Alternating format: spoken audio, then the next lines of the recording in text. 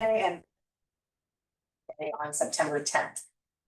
So it's 0 for Kenneth Waller. Yeah, So he's good. So those are the only ones for balance. that's the 279.30. He's up to date. There was, He is that up was to my automatic switch and it didn't pick up the stuff. So then he had to mail it. Okay. All right, so it sounds like we got everything pretty well in place except for one. Yeah. We'll get that one. Okay, On the payment report, I will take note that there is, at Texas Park and Wildlife expense. I believe there should be one more in the September report. And I don't anticipate us getting the reimbursement back until probably the new fiscal year. So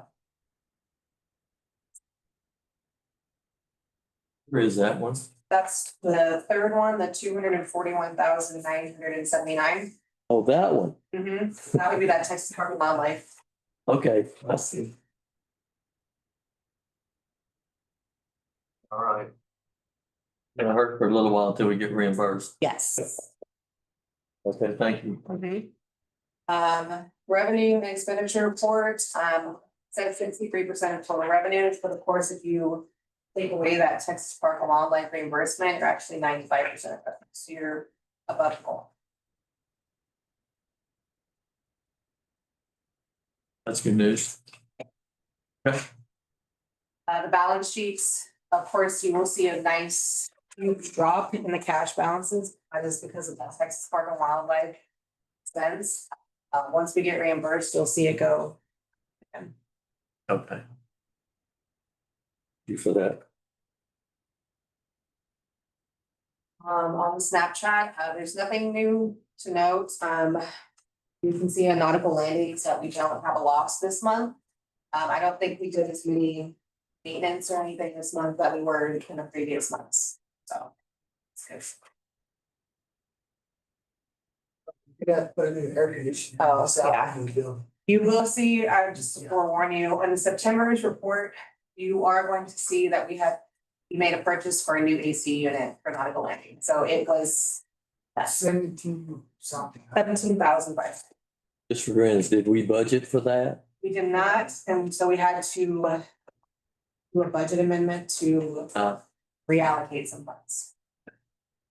Problem was that the compressor burned up, and that was that 3-phase unit. Yeah. And you can't buy, or Right. you gotta go to the new gas, Yeah. or, to a completely new. Oh, Could not buy a compressor. Seems like this year is the year for new ACs, Yeah. to be honest, so. Uh. All we pretty much reallocated funds from the maintenance line item in nautical landings over to capital, so. It was budgeted, but not really budgeted. We are using budget. The good side of that is it might save some money on utilities now.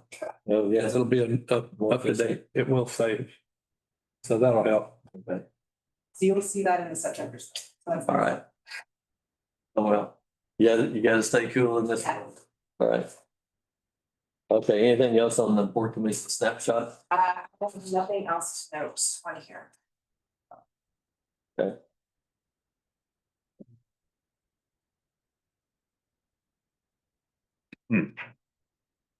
All right. Good job, Brittany. Thank you. All right, that takes us to city manager's report. Cody, I believe that's you, and there's a whole lot of items here. Is the Texas grant renovations to nautical landings, marina and breakwater. That project is complete. And Matt has done the final inspection last week and in your packet and on your space is a memo that I put together. We do have all the final paperwork on this project. And so if the Port Commission sort of agrees, Port Commission can make a recommendation to vote to make a recommendation to council to approve certificate of construction completion, authorize the payment of retainage and final payment, lease retainage rather than final payment in the amount of $22,171.65. Okay, and that's this package that we have here. Yes. You want to go ahead and take some action on that? You can if you want to. I so move. Okay, thank you. I'll second it. All right, Larry Nichols moved and Jerry Smith seconded.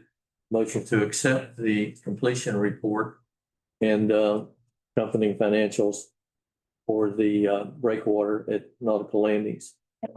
Is the release of retaining and final payment. And part of that motion will authorize the payment of the final segment. Any discussion? In favor? Aye. Any opposed? No. Motion passes. Okay, that was a good step followed. Right. And next, the CDBG mitigation coastal resiliency living shoreline project. The latest update from the Corps was that they were trying to issue the permit by the end of September or early October. ELOs indicated that they might require a letter of no objection from the owners of Fisher Channel and Dock and the Town County Channel and Dock, which are the same owner. I've been proactive in reaching out to Mr. Johnny Urishik. I've spoken with his brother, Tony, a couple years ago about the project, and of course, they were notified by the Corps about the project during the public comment period. He supports the project, but wants assurance that the project will not hinder his ability to construct a channel in the future. They would have access to the City Harbor Channel via the Nautical Landings Channel, but we're looking more into this with GLO to provide a response to his concerns. Once the permit is received, there are still you still have to complete the plans, bid and the environmental report. Right now, it looks like it may be bidding the project sometime in December. I did put on your, I think we handed out a 1-sheet sheet that's got illustration, a sketch on both sides, just so you understand what the issue is. If you look at the one with the big pink the backside with the big pink Rose Channel, the gray water is in gray here. That's what we are proposing to build. That's what we're applied to. That's this one here, right? Yes. In the back one, Yes, they're great. It encompasses a whole lot more of the waterfront. Yes, it protects, if you look on the flip side, it shows you the results of the analysis showing, how it protects the entire shoreline from including Fisher Harbor all the way over to the Bayfront Peninsula. Well, That's alternate 2A. yes. Yes. Okay. So if you go back on this one, you can see there's two pink lines that come straight out of Smith Harbor. That is the location of a channel that used to be there. When they were doing the surveying a few years ago, and there's no evidence that channel exists today. You can look at the topography lines on the survey sheet. There's no evidence that channel's there. There's no markers. There's nothing there. So, they went forward with figuring it was abandoned. Well, now that this is, and again, Fisher Harbor was notified about the project, but here in the 9th hour, we're being asked to get a letter of no objection from them, and that's when now they're realizing that, they may have rights to this channel that we're blocking. And so, we've explained that, the thought process had been that, and again, if you look at the topography, the reason they can't go from Smith Harbor heading due north and go around the breakwater instead of, to the northeast, trying to go where a breakwater is going to go. And that was, the plan. We've got a channel that comes out of Nautical Landings. They would be able to go, if they were ever in future want to dig a channel, they could dig over to the Nautical Landings channel and it's They can reach the authorized Coast Guard channel right. easier, shorter distance, right? Yes. Should be less expensive. Yes. Yeah. And Should be. So, but then again, we're, doing that clearly was, yeah, we would think. I'm thinking either way is gonna require a permit. They're looking to see if I guess they're under some kind of understanding that they can do this without any approvals or anything. And so if we change course, that may change all that. Bottom line, if they're not willing to sign a letter of no objection, then our option would be to reconfigure the breakwater such that it does not interfere with their, supposed channel. But downside is it does not protect fish harbor. So I've shown this to them and, they recognize that, well, seems like a no-brainer that we want to protect our harbor, but at the same time, we don't know what to do with this channel, so. It also, looking into it. it also impacts the rest of that project. With the Smith Harbor and all, it doesn't quite get the protection that we would get if we. It would not, I mean, there would be. There would be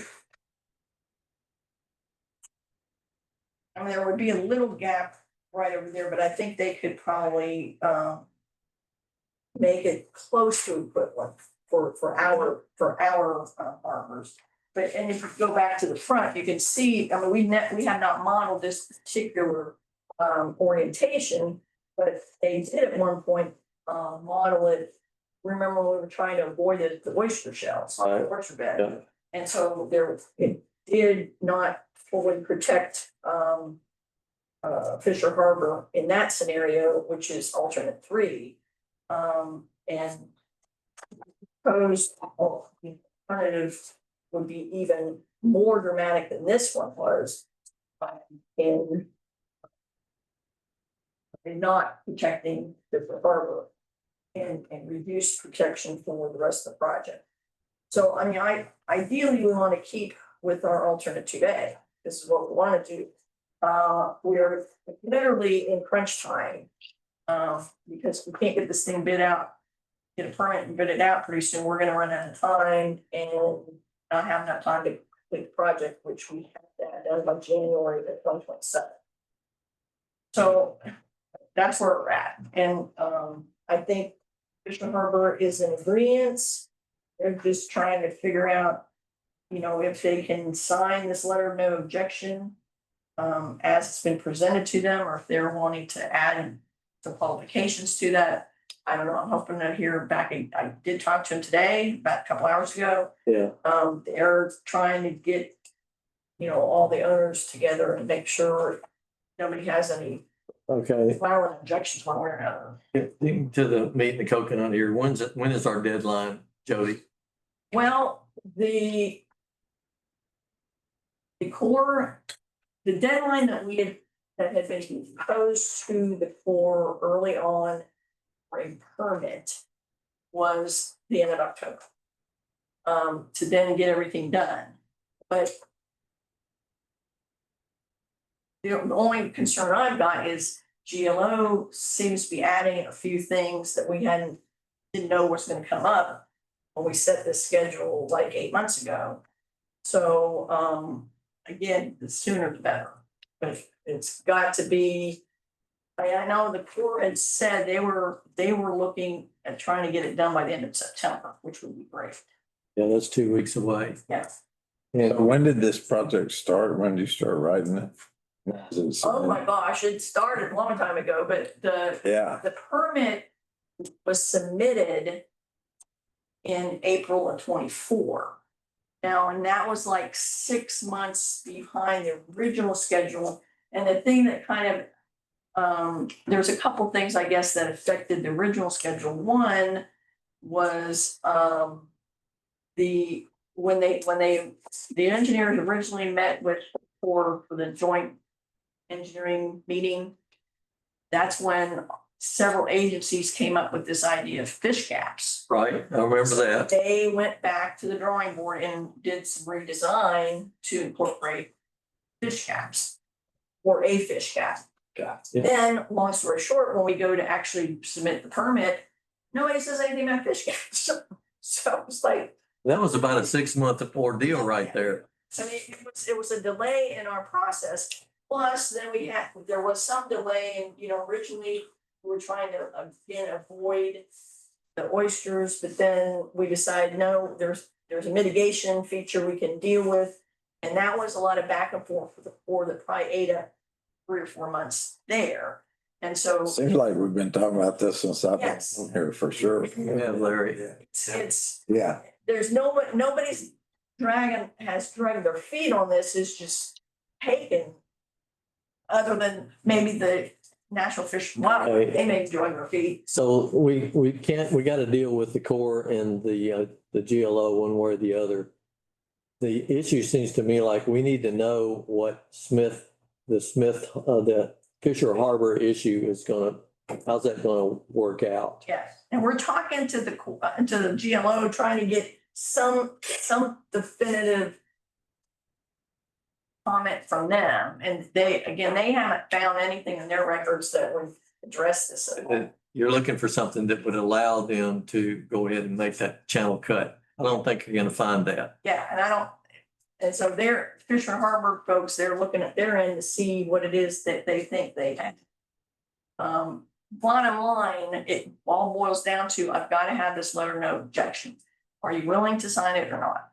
And we're like this. I let them know it's been going on for 7 years or whatever. I don't know how many years, but. Well, I mean, the project was originally put in the Coastal Resiliency Master Plan of 2020. It's been a while. Yeah, It's been a while. That's a multi-year project. We got the grant. Actually, it might have been in 2017 now I think about it, that one, 20. And then we got the grant, I think, in 2020. It's just, the government has thrown a lot of roadblocks into this, and now at the final hour, at the very end, we right? get this private industry, the owner's issue thrown in here. I mean, it's not like it's totally out of the blue, because I had talked to them like 3 years ago and I wasn't aware of this channel at that time at all. They never said anything about it. But there is no chance. There's There- 2 lines on paper. That's it. And they can't afford to put one in. Find a NOAA map that showed it, and on that NOAA map, it said that in 1992, it was 4 feet deep. But in that area, water's 5 feet deep, so it really wasn't. Bottom line is, I don't think that it is an authorized federal channel, just like the one going into Smith Harbor. And that one doesn't even show on the map. No, One on- there's not one there either. So anyway, that's where we're working, but again, if push come to shove, if we can't get this letter, and that's, I'm working with GLO and with the engineers, whenever we get to the point that we have to have an answer and we can't get that letter, then we'll go with this alternate. I agree. Go for it. Just- Yeah. We can't really wait, we can't lose this grant. No. Correct. Not for this reason anyway. That's right. Right. So anyway, that's where we're at with that project. Okay. Next, the store, which is in the same area, that's Yep. the project is to remove the old barges. We provided TCQ with all the documents they wanted. The RFP actually I completed my part this week. So that's been complete and they are reviewing all that. Everything's been submitted. I did get an email from the Corps this morning. Who actually came from our consultant, Kim Griffith. That there were 3 things in the resubmittal that she had questions on. And she was hoping that TCQ could help. TCQ can't help. And I looked at them, I didn't know what they were either.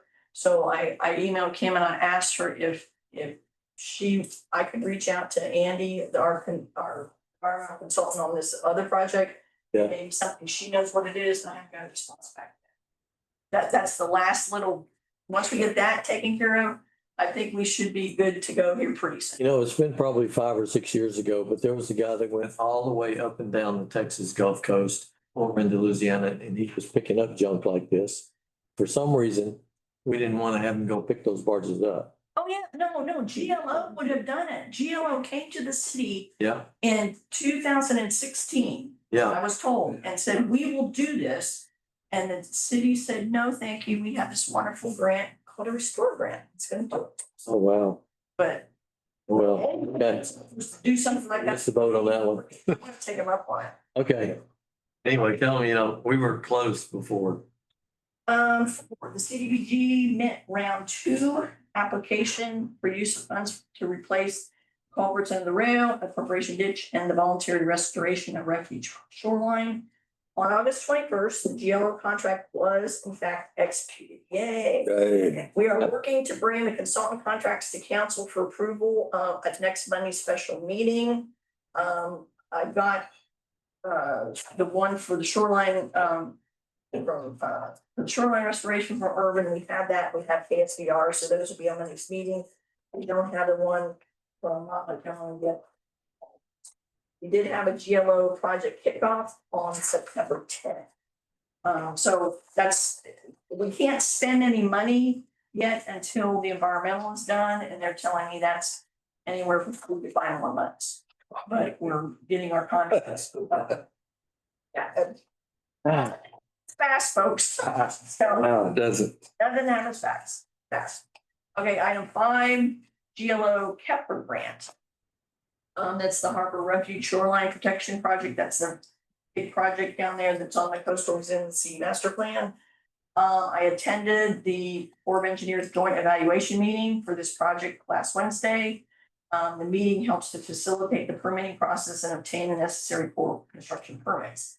After the GEM, McDonald will work to make a few minor adjustments to the permit application and submit. I don't think that's been submitted yet. I haven't seen an email to that effect, but I didn't hear a lot of things that needed to be edited, changed in that GEM, so it shouldn't take too long for them to wrap that up and get that submitted. And again, that project, we're trying to get that submitted, so in 2027, we can apply for construction dollars. We're here. You can't apply for construction dollars until you have the permit. So we're hoping if the permit, that gives us Okay, 2 years to get the permit. is this the project that protects the outside of track 11? Yes, Okay, where we lost, and we'll put the articulated map over the project that the other Yeah. money's gonna pay for. and that's inside. Yes. Okay, Okay, 6, the Matagorda Bay Mitigation Grant Downtown Waterfront Public Access Improvements. Shirley and Son has completed the bulkhead and they are working on the pilings for the boat slips and the fishing deck. I've asked Matt Glaze to get pricing to add a handrail on the fishing deck. This is not something that is specifically required by the code, but after a few discussions with RJ Shelley, with the AgriLife and how the deck may be able to be used for educational purposes, I think this is something to consider. We received notification that the CMP grant application for the 10-foot wide boardwalk has been approved to move forward.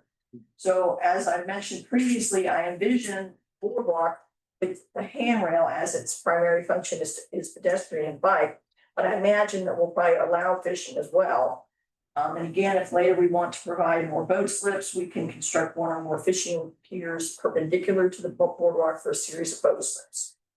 So that project's up in the way, and I think actually I've got an agenda item to talk about that in a little more detail if we want.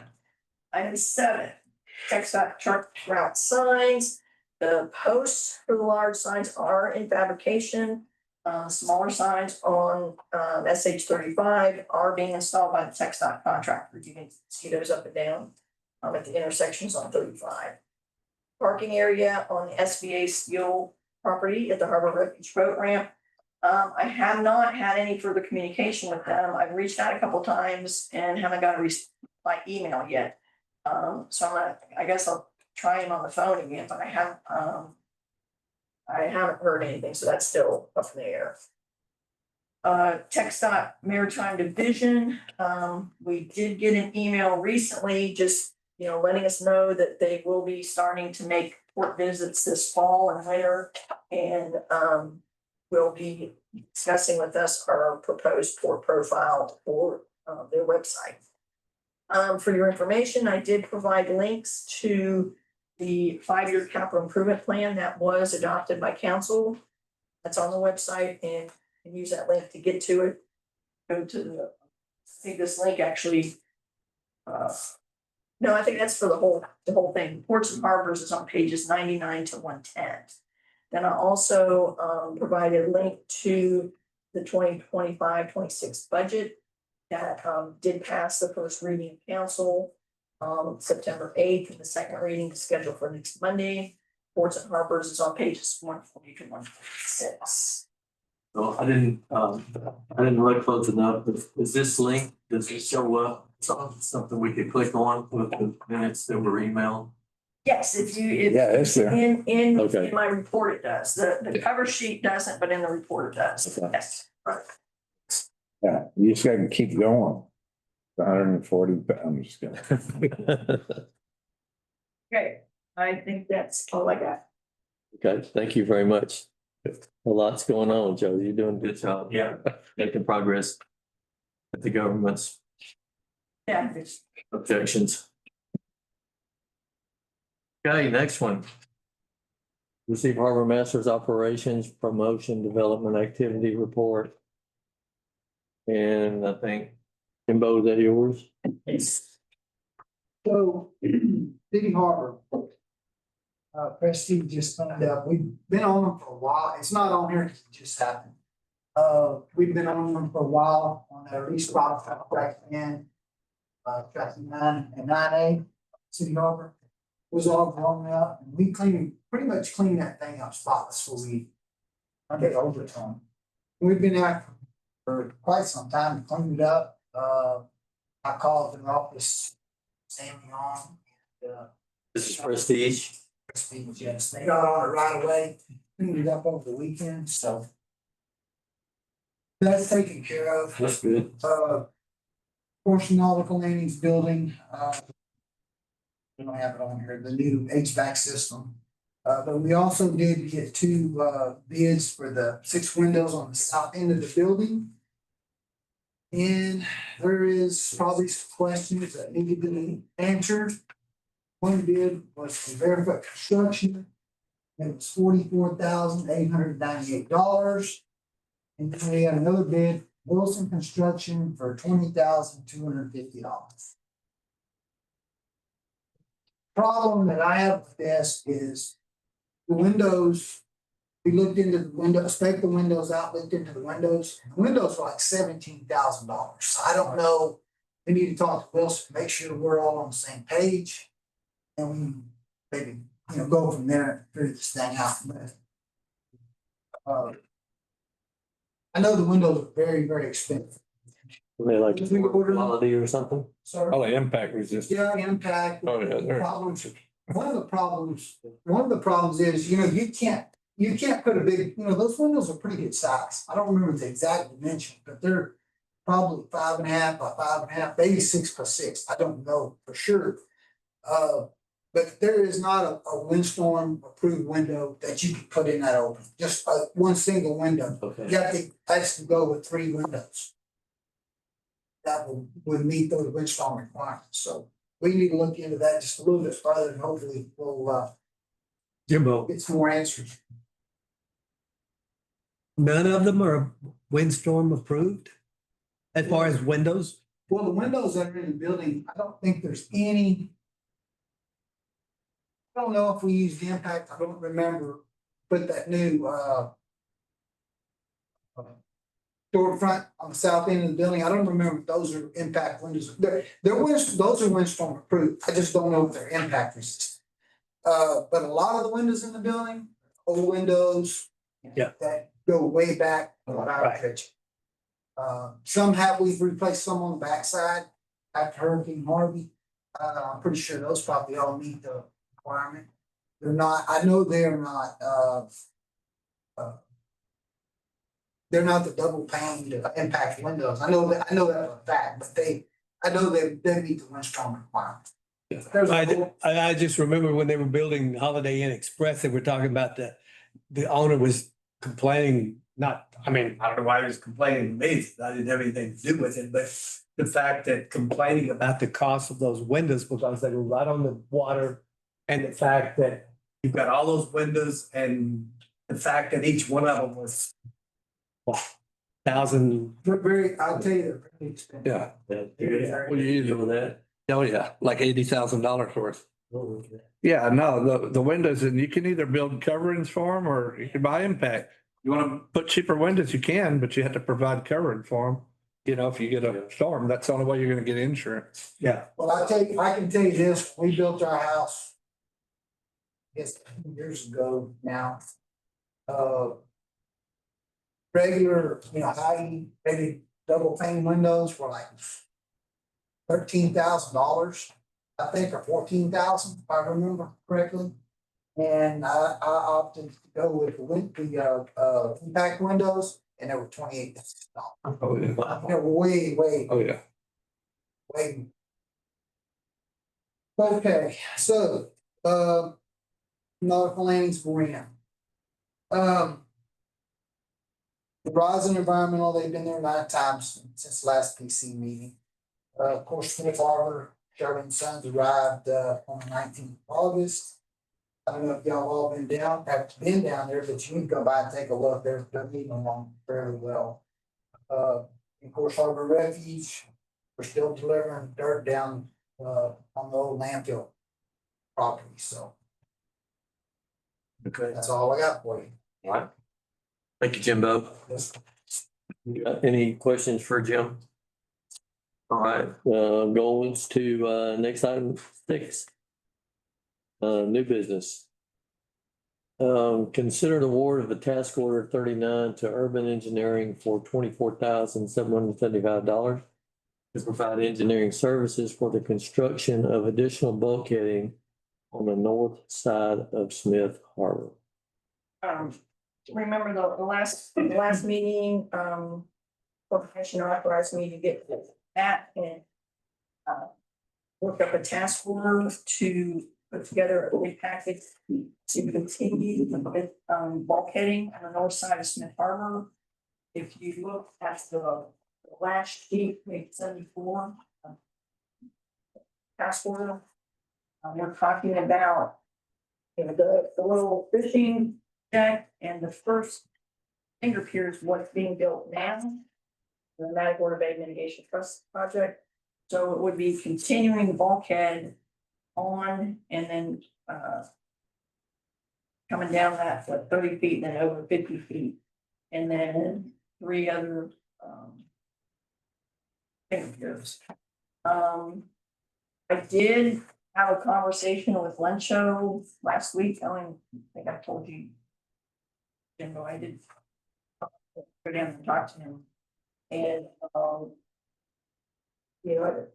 just again, getting his thoughts on this.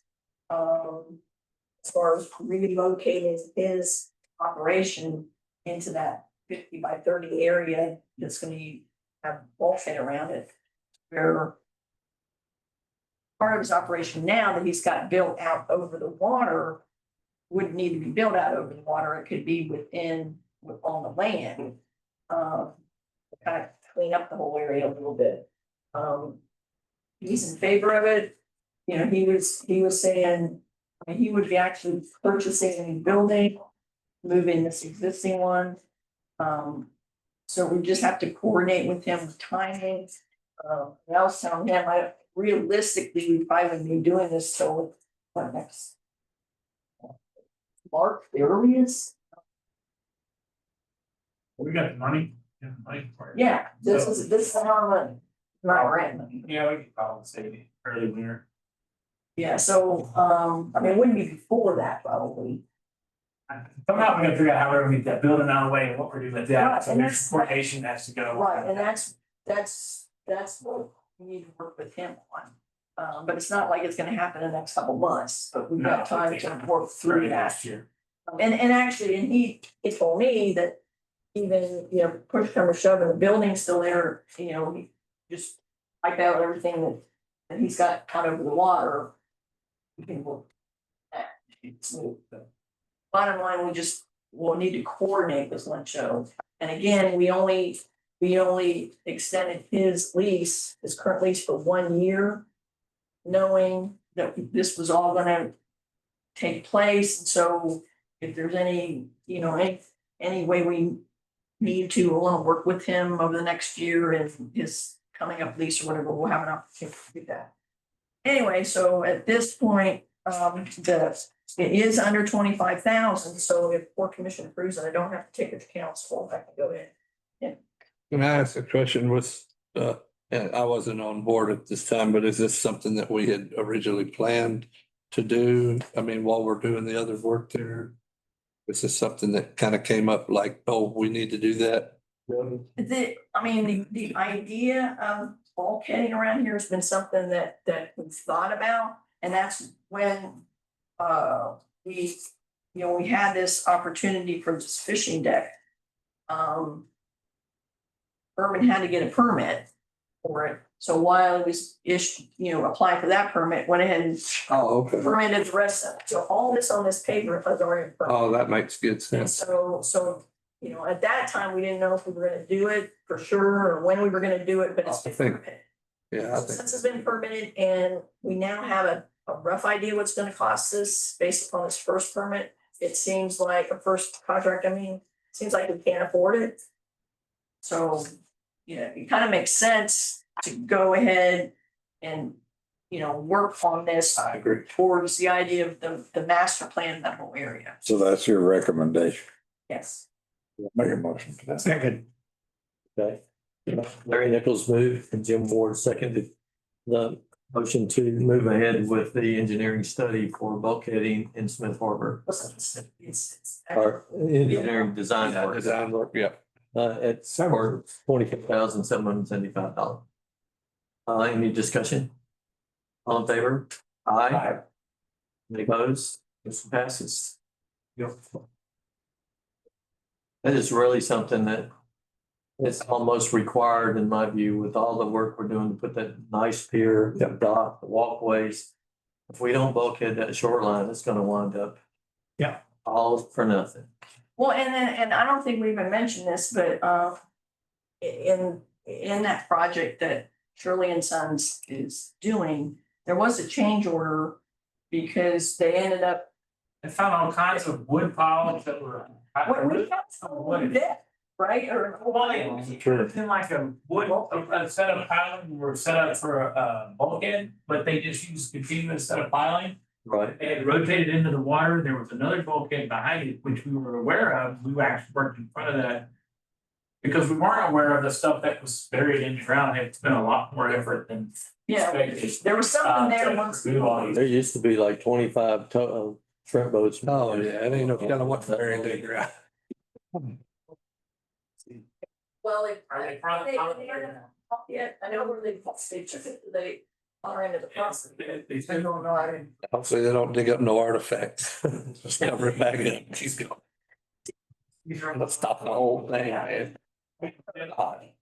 Lot of timber. Yes. And And it caused a lot of problems. with it. right in the same spot where we were going. Yeah. Okay, Okay. All right, so we got that out of the way. Next one is discuss project scope for the public access boardwalk at Smith Harbor. Jody? yeah, okay, I put this on here. Honestly, so we had someplace we could legitimately talk about Smith Harbor should we need to. Might have been some people coming, but they're not here, but anyway. But I did want again to let y'all know that the application that we made, which if you look at page 78. We had made an application to GLO for a coastal management project. Using the Mesa funds to build a boardwalk along on the water side of the seawall from where the current Matagorda Bay Mitigation Trust project ends over to the little path that goes on out, where people go fishing. So it's like 370 feet, I guess. 10 foot wide, shared use boardwalk. Idea being for walking path and bikes. Again, like I said, it's 10 feet wide. I figure we'll probably allow fishing. I don't know how we can. Being where it's at. But the project was approved by the Corps, I'm not the Corps, I'm sorry, but approved by GLO, which it has been permitted. But it was approved by the Corps to move forward and to develop a project. This is a project that requires federal match from us. It's 100% GOMESA funds that the state has for this project. What we have to do is prepare the work plan and work out the details with the Corps on exactly what we're gonna do. All that is due by March. There are certain things that are due by the middle of November that I've got to get to them. But I just wanted to, have an opportunity to discuss this. Again, the vision that I've got for this, that I think we kind of talked about it, but just make sure that we're on the same page. That what I'm looking at and what I proposed was a 10 foot wide boardwalk with a handrail that goes all along that would continue this shared use path for pedestrians and bike, where they can, if you look at the map, they'll be able to be in the Bayfront Park and be able to bike or walk all across Nautical Landings, and then across this boardwalk, and then ultimately someday we'll have this continue into the wetlands area as a loop to go back, and then back wherever. It's possible it may also extend and go on up to the upland by Commerce Street. That's a possibility as well. But again, looking at the long range use of Smith Harbor, I also put a copy of the downtown waterfront master plan illustration for this area in next and you can see that the master plan shows that the entire area is primarily recreation, but it does not specifically address the harbor itself. The land clearly, recreation, observation, fishing, trails, that sort of thing. Of course, poor boy or his kid, he stay there with shrimp boats there. That's not to say that we couldn't also down the road have more shrimp boats, more commercial boats, or boat slips, whatever we want.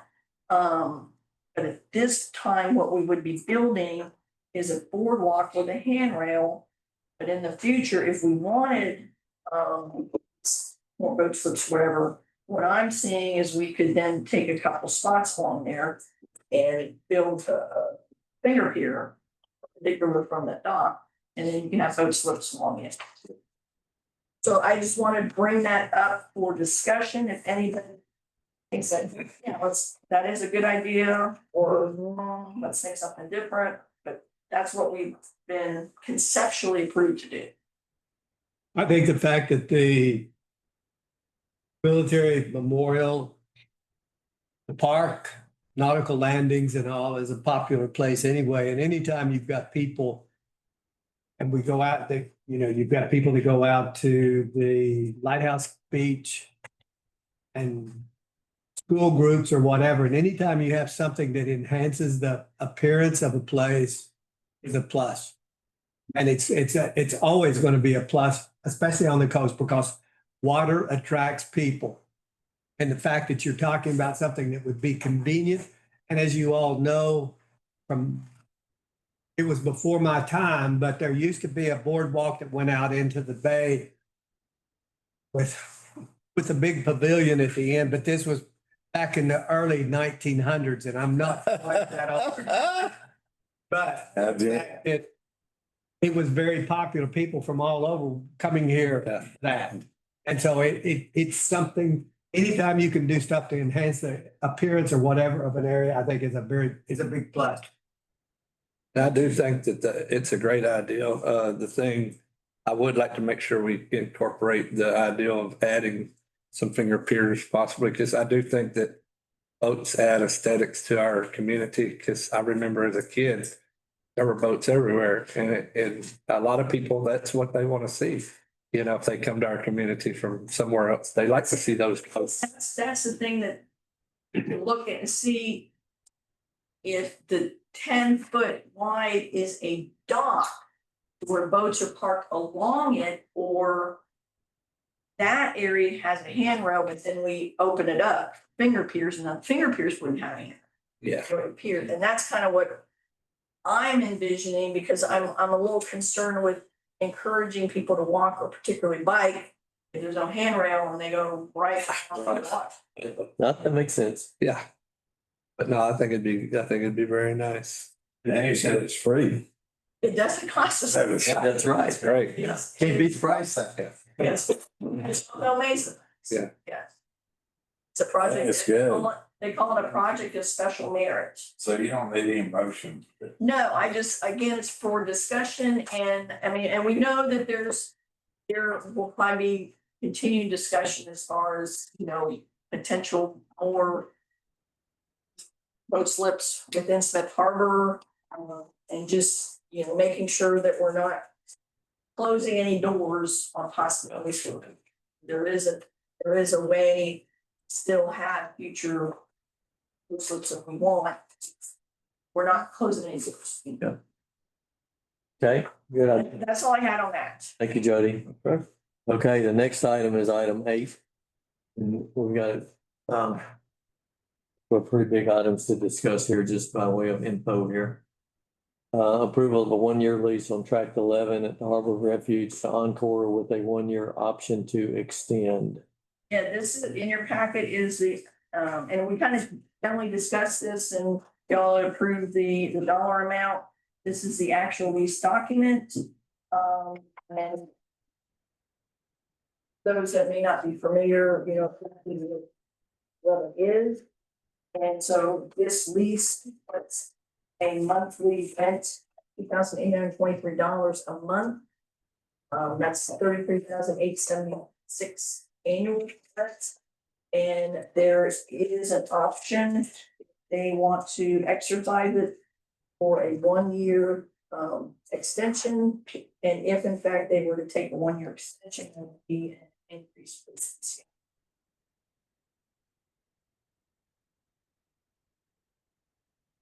And this is what, Hillary had said that they, that they proposed, and that she did contact me after the last meeting and said that they would, then at least having 1-year option in the lease. Yep. I didn't get, clarification one way or another on the MCI increase. That one, but that's pretty standard.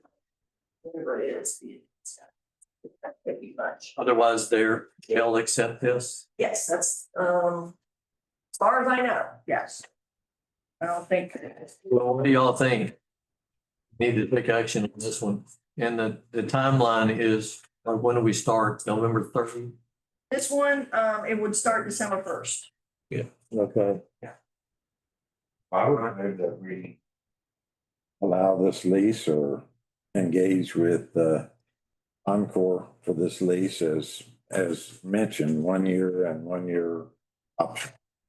Or the amount mentioned, $2,823 a month. Okay. And a second? Amy, did you second? Yes. Oh, Or did. okay. Larry Nichols moved and Jim Ward seconded the motion that we move forward with the proposed monthly rent and the contract for tract number 11, which would be $28.23 a month, an annual rent of $33,876 with a 1-year option. And it would start December 1. Any discussion? All in favor? Aye. Any opposed? Motion passed unanimously. Okay, great. Thank you for that. Jody? Well, that takes us to potential lease of track 3, where Encore presently is at the Harbor Refuge. Jody, do you want to lead up with this? And this will be available, December 1st. I know we've got some interest, in that, and so we, looking at, Brett Stevens has requested interest, expressed interest in leasing that. And so, I don't know, what kind of terms we're looking at.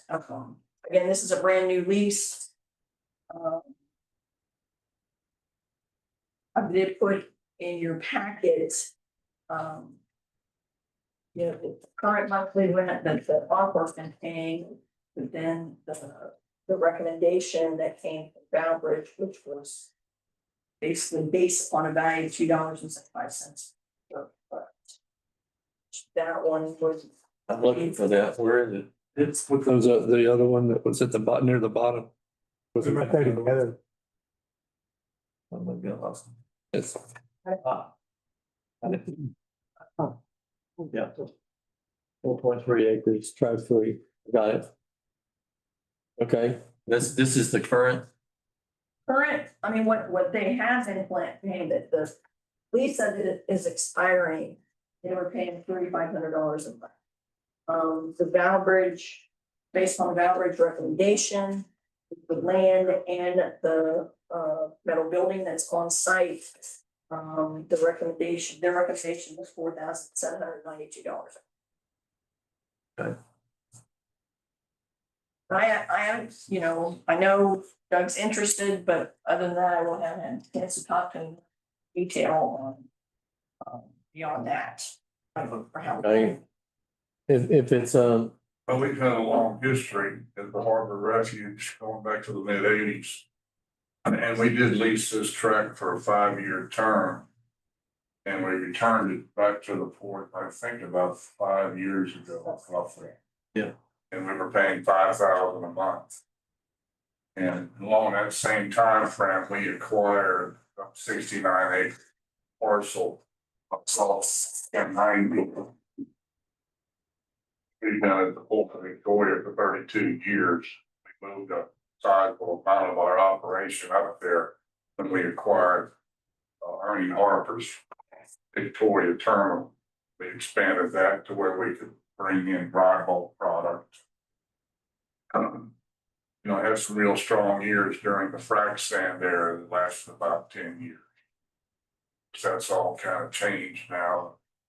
They use different type of product and it's not imported, it's not high quality, high crush strength frac sand, so our deal kind of changed.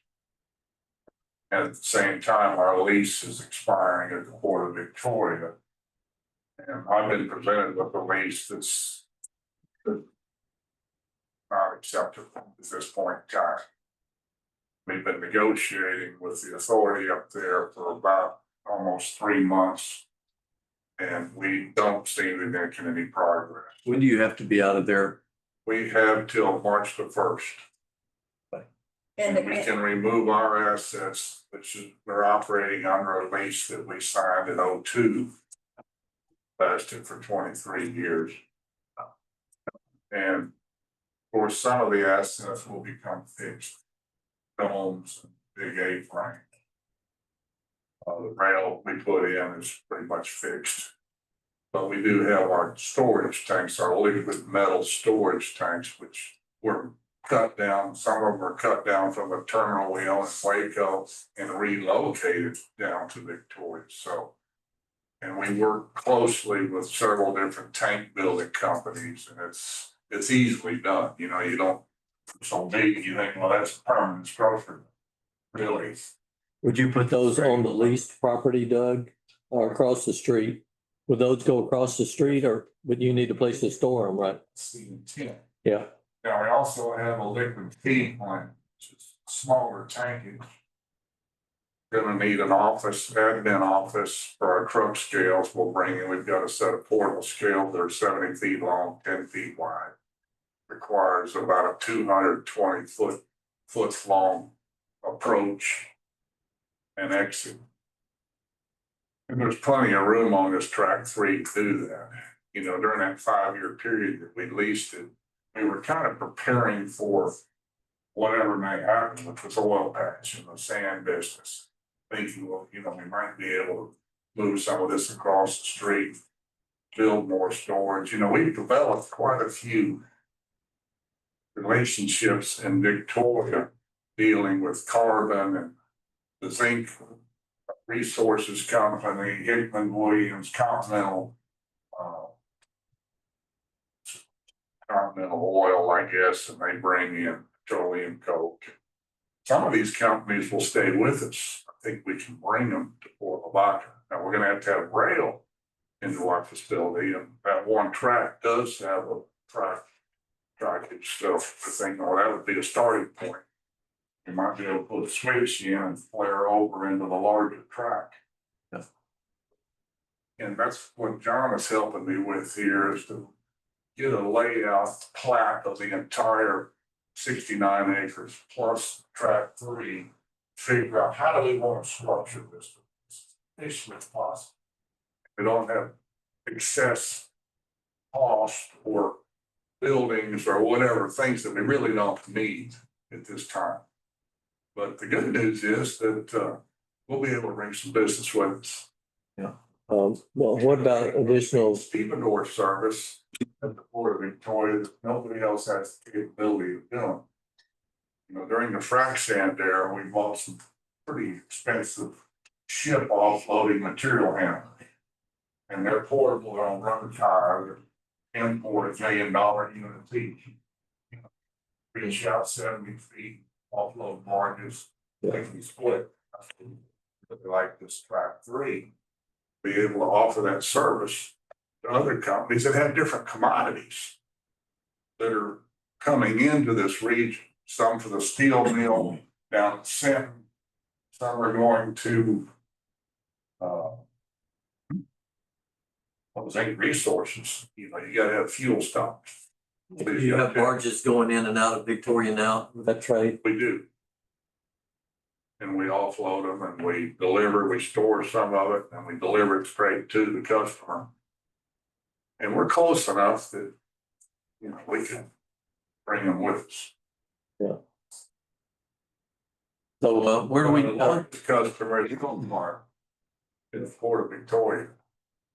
And we have a relationship with them here. And are they gonna relocate or what are they gonna keep going up they're there? going about 48 hours. You know, they're on a pipeline, they're bringing about 600,000 barrels of crude a month through the Port of Victoria, through our tank farm. And into finger piers that we let them use, that were on the original 20-acre lease. And we have a wonderful relationship with Goldmark. They've been recently acquired by another company called Sullivan Brothers. And it's actually called the company Trace Energy. It's 3 brothers out of Galveston. They own a refinery there, oil collection all over Texas and Louisiana, 8,000 employees, big deal. And they're very excited about their acquisition of Gulfmark. They have a pipeline that runs to Cuero and it's coming into Victoria now. And it goes into the 4 tanks that they lease from the Port of Victoria that Inlink used to own, Port Authority, you know, now owns them. And then, of course, the tanks that we rent space to them. And they have especially out of floating roofs and mixers and you know, they bring in different types of crude and blend it and load barges about every 3rd day. Okay, So it's 600,000 barrels a month. so they do a lot of mixing there. in and outbound We're of doing those. liquids. Wow. And it's a first class operation. We've been with them for about 12 years Is that something that might move here? now. Is that something that might move here, Doug? It's a very good possibility. Well, Obviously, there's better economics coming straight off the pipe. Yeah. To Cuero, and they own that pipeline system up to the Port of Victoria, and then Port of Victoria owns it. But, you know, this company's got deep pockets. They could put a pipeline down Fort Lavaca. There's some recent issues that have surfaced about the Victoria Barge Canal and the Lift Bridge. You probably all are aware of that. The $150 million hiccup that they're gonna have to address at some point in time. It seems like they're, and this is just kind of speculation on my part, but you know, we all kind of know each other here. They're pushing away from the barge type requirements and putting more emphasis on rail. And maybe that's to avoid this huge cost to replace that 100-year-old lift bridge that's been problematic and, you know, waterborne traffic without that bridge operation isn't going to be able to make it. About halfway up to Bloomington line there where the UP rail is, so well, we don't know what's going on. sounds like a really, It's almost, the renewal lease was like so bizarre. It was, well, we can't cut our footprint in half and you take ownership of the assets and the customers are going, wait, I mean, there's nothing left for us. You know, it's like, if you just don't want us to, just tell us. are you ready to? We paid $8 million in tariffs. No, that's a very attractive piece of business. Are you prepared to move to Port Lavaca regardless of GulfMark's plans to continue? We've already started. We've got one tank on the ground. There's a total of 13 tanks. There's a substantial savings. You know, the cost of this type of equipment is increasing daily. And, So, you know, we've analyzed it for about 3 months. Well, what do? You know, some of these assets we obviously take with us and put them in different locations. You know, we've had this property over here for 10+ years probably, you know. It's raw farm ground, and if it's zoned where we put light industrial facilities in there, it's definitely yep. front burner. Jody, do you know if there's any issues with, if we were to expand down that in the loop area? Is there anything that's gonna keep us from going industrial right there? No, I mean, right now, I mean, we are working on zoning, but that particular area, knowing, you know, that, that was earmarked for light industrial. That's our moneymaker right there. Down there. If we put the scale in an administration building on the leasehold interest, if we get a long-term lease and we're comfortable doing it, then we just transfer the fertilizer or whatever other liquid commodities that we can bring in. And GulfMark, not kidding you, they're about having to, you know. They're just too big of a player, and I don't want to get pushed around and taken advantage of. Yeah. One thing I did want to clarify is, because I know you mentioned dollars a month, well, that would have included the dockage. Because remember, we used to, you know, the land sense was charging whatever it was at that time. Well, it wasn't exclusive use, but so what I quoted here, what, you know, Valbridge, that would include any dockage. That was This is, their recommendation for land. that's correct. And so as far as dockage, there's an option, you either, depending on how much you use it, you either pay a daily rate whenever you use it, like that's a ballpark, that's just whenever you use it, they pay for it. Or we've had some leaseholders to, you know, pay the dockage rate for the entire amount each month and then not have to deal with the daily rates. However, it's not fully exclusive because it is public dock, that if somebody's paying you. Yeah, but so that's something to be worked out. That's his lease now. But that's what I wanted to clarify because, you know, we're. You have that right. Richard said 4792 and he was paying 5,000. He was paying 5,000, but I. So what would the Manny was estimate, only 1,000. what would the estimate be for documents if we had to come up with a? Well, right now, again, we haven't, you know, right now, we haven't talked about, you know, negotiating a rate for that. The only rate we have is $6 a linear foot. Yeah. That's, Yeah. that's I what we think charge. At this point, guys, let me suggest that we've got the concept down, Doug. Yeah. Certainly, we welcome you here. Sure. Absolutely, you've been a long time, good customer for us. It's how do we go about getting all of the questions answered and dotting i's and crossing t's? And that probably needs to be a special meeting to talk about it, but let me ask the commissioners, do y'all have any questions or thoughts at this point? So you talked about a long-term lease. So what is long-term in your vision? Well, I think the Yes. current lease we operate under has an evergreen provision. I think it's 5 years. And there's COLA adjustments, cost of living adjustments every 5 years. And if we want out, you get the option every 5 years. If not, it automatically renews. So that's what you advocate, 5 year, and you get a chance to renew. I mean, it's a small tract, I think 4 acres, so you can't really build a major tank farm on it. Yep. But we would like to have an area where we can bring in some specialized dry bulk products that you can use open air storage short term. Come, we offload the barges and the trucks come in, and we load them, it goes to the steel mill or it goes to St. Resources. Another thing is I'm correct in saying that you're holding track 4. Right? You have track 4? I don't know what number that is. Yes. Yeah. For, I know. yeah. So Cable if he company gets has- 3, he's got 3 and 4, and that's an advantage for him.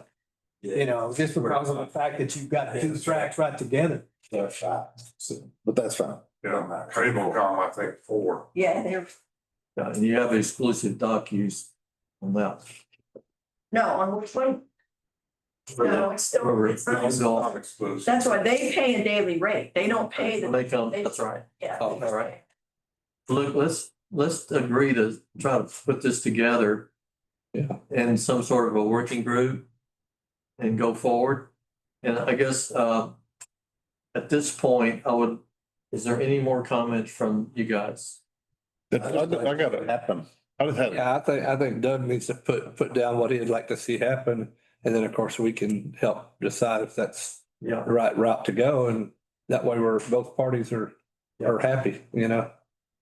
I know Doug, he's been in our community for years and he's always done what he says he'll do. So I don't have a problem with that. I like it.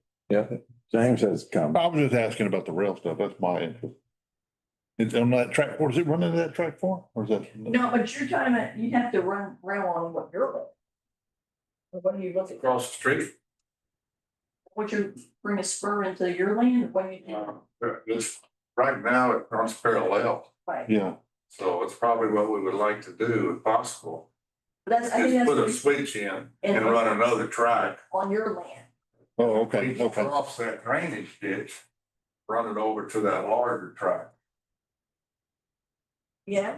If we can cross the drainage ditch. Just, yeah, you can do. We're about to fix that.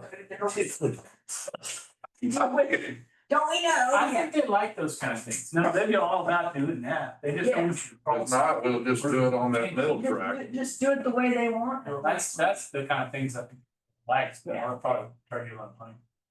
So let's move ahead with the idea that we want to do this. We'll have to set up a meeting and I guess Jody, you'd have to be the point person for the board commission at this time. Do we want to set up like a committee or something to meet with them? Oh, and then. Well, I would say any of you that are interested, that's the committee. Okay.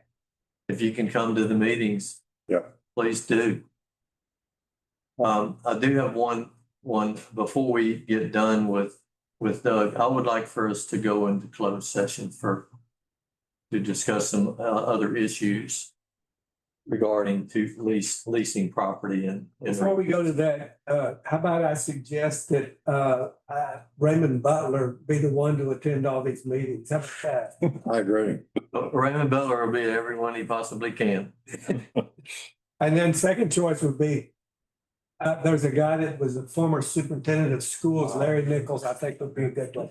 I do have a question for Doug. Doug, what is your timeline looking like? What you need You need to make something happen? Do you have a timeline?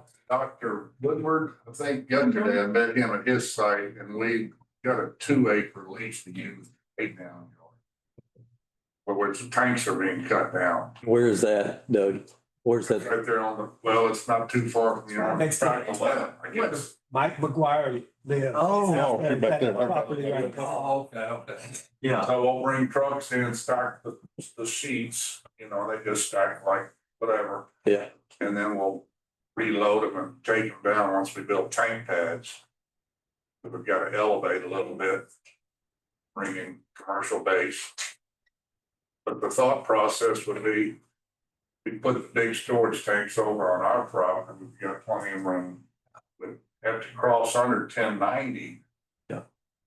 Tunnel under that, put some piping in, probably HDPE. Then put another one in to run back to a loadout rack that would be next to this, the truck scale and the administration building on the leasehold interest. So we've already got utilities there, good road access, and it just really kind of fits. Yeah. Utilities, like I said, so. All right, well, with that said, Tanks will all be over there on the farm now. it's lots of possibilities. They all sound really promising. Like you said, we've developed some pretty good relationships with Stephen. We don't own the product, but they've got to bring barges into rail cars in, have somebody offload it, reload trucks, Right. process it, I mean, that's. Okay, Or, all right. you know, So let's go into closed sessions for a little bit here. so it could develop into pretty good arrangement. There you go. Okay, thanks, Doug. Yeah, thank you, guys. Thank you.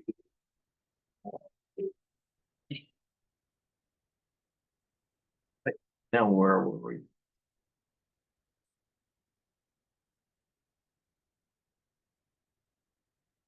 Okay. Item 11. Yes, item 11.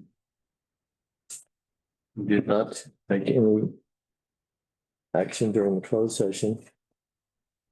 So we'll proceed on. And that takes us to comments from commissioners. And before we do that, though, to-do list, Ms. Aurelia has really done a great job with our to-do list. Yeah. Kind of keeping up with things for us. And the ones we have right now, were updated September the 11th. We have 4 and nautical landing slip fees after completion of the breakwater structure. That was on our list of Jimbo. The slip fees at nautical landing. I think they're working on getting prepared. Next month. Okay, that's right. Okay. And then the delinquent slip fees down there. Mr. Crawford's are no longer delinquent. Mr. Waller's, we understand that he's catching up, staying with it. And we do have, let's see, confirmed receipt of Miller Seafood lease payment. And their count is now up to date. Thank you for that. And let's see, we had a leftover item, potential funds if oyster tariff of 33 cents a sack is implemented. We haven't touched that in a while. The oyster season's over right now. So we won't be needing to discuss that for the time being. We probably got more important stuff to deal with. There is the one item that we, kind of a sensitive issue. But Tanya French's, I'll get with her. will you see what's going on there? Yeah. Just to let her know we appreciate her and she's done a lot for us, and how can we help get through this? If that suits everybody. That's it. All right, any comment? Adjourn. Oh, not yet. Hold on. Hold your force. Now's your chance to talk, you know. So I'll just start with you. Do you have any thoughts or comments? Nope. Thought it went very well. Great, well, thank you for that. Jamie? The only thing I got to say, I thought we talked about getting rid of this forest. Yeah. We did. We can't, we, still next, if you wanna try it and. Yeah. Tax. Yeah, if she wants to load it on the screen, for the most part, we could just get the agenda page, that's all. If we just leave it, they can shred it, but I leave mine. Does the council use these screens when they do their? Some stuff, They want paper. yeah. I don't mind paper myself, but I leave it right here. I don't take it home. I It here. had so many tubs of paper, you know. Leave it, but god dang. I don't know. There you go. How much trouble is it to try it on the screen? It's not, I don't really want to do it myself, but because it's hard to keep With the paper or the screen? the screen. Yeah, I mean, hey, that's fine. I mean, it's an ideal. I just, yeah, I'm not gonna take all this every time because it's like, God, I've shredded papers for a long time. You'd have to have a whole room to put all this stuff in. The papers that have confidential information I shred, but the rest Yeah. go to the recycle bin. Yeah. Yeah. I do keep like 2 sets for That's myself. it. So are we Just Just a thought, I mean, that's up to my y'all. preference good talk? option. I spent too many years looking at crap online and it was sideways and whatever else. And I thought, hell, I don't. Fine, I mean. I think the paper's working. Okay, the problem is the trash. But I think if they want to have an option, I mean, I've done that before, but have an option. it's only once a month. The option may be more trouble than what we're dealing with. Yeah. All right, Jamie, is that it for you? I'm good, yeah, I'm good. Jody? No, I,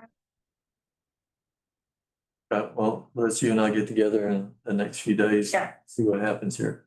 Jimbo, I'm good. okay, Mr. Larry, I think it's all right? good progress with equalizer. Yeah.